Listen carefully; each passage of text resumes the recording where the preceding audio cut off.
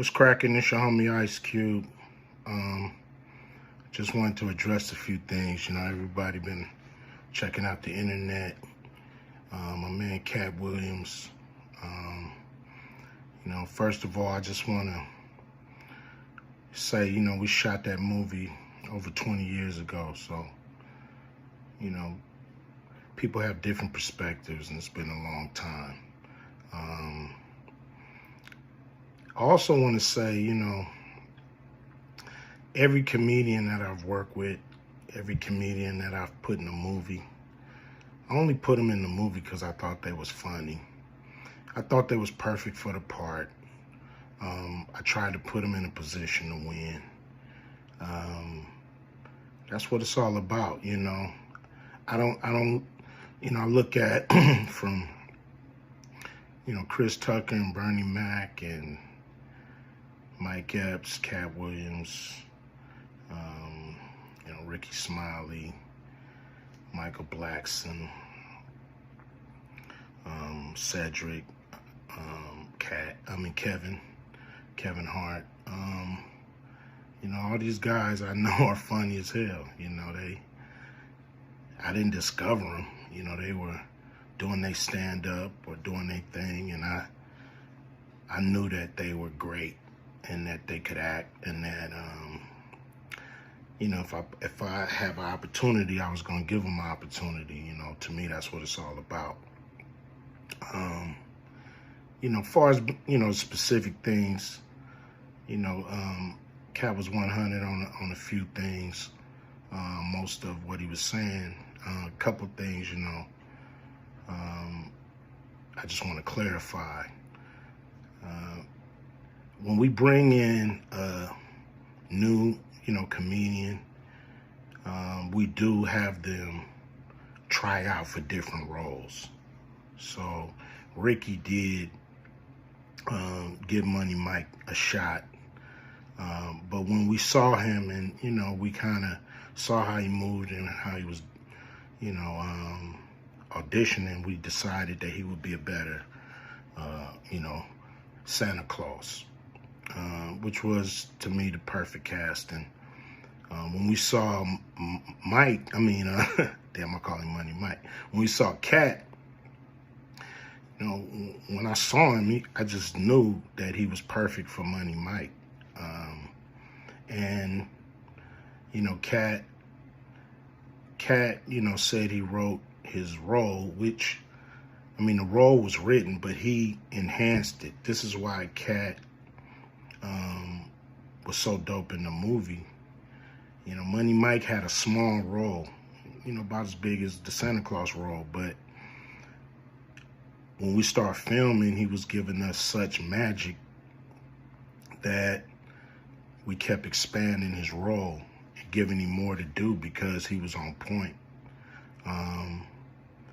You know, when we shoot these movies, you know, for one, the scripts are fire, or they wouldn't even do it. The scripts are laugh out funny. But we shoot the script, but once we get what we need from the script, we let the comedians ad-lib, riff, you know, play with the words, do their thing. You know, we give them a take where they can, or 2, 3 takes where they can go off and do what they feel. You know, sometimes it makes the movie, sometimes it don't. You know, when somebody gives you jewels, you want to try to make sure that makes the movie. So in the movie, there's second thing I want to clear up. It was never, I would never shoot a rape scene in a movie, especially like Friday, where you actually see this happening on camera. That ain't my style. If you check out any of my movies, they not raunchy. You know, we did a movie called Players Club where the subject matter was a little raunchy, but for the most part, even that, we left it to your imagination. So the only reason that kind of stuff was in the movie is because you have 3 villains in Friday After Next. You have Santa Claus stealing presents You have Damon, just got out of prison, sweating. Craig and Day for the rent money. And then you have Money Mike, you know, a pimp that treats his woman, you know, like a property. So Craig is always fighting the villains in the movie, you know, from the Joker brothers to Debo.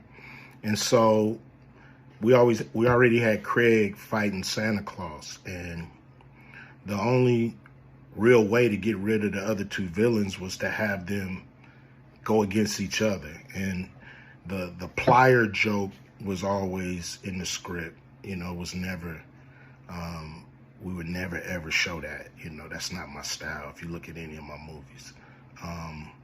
So, you know, that was never a discussion, you know.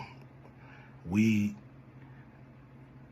you know, at that point in everybody's career, you know, we would listen to a certain extent, but we wasn't gonna change the movie for any actor, you know.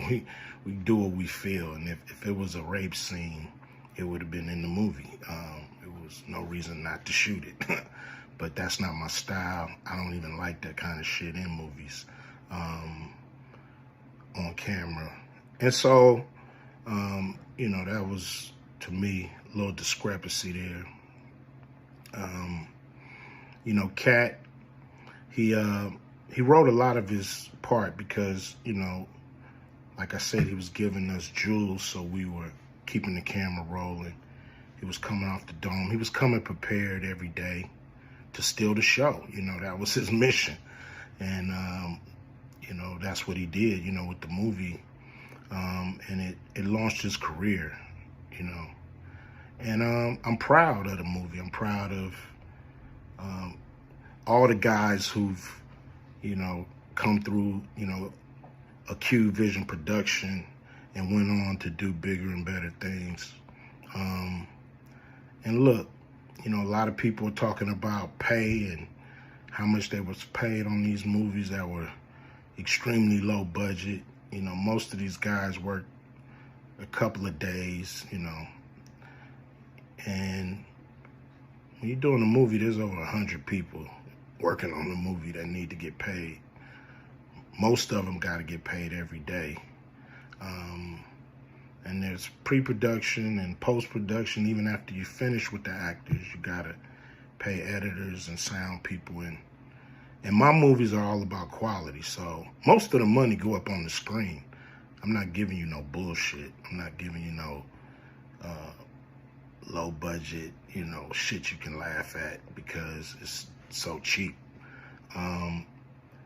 So, you know, we try to put all the money on the screen.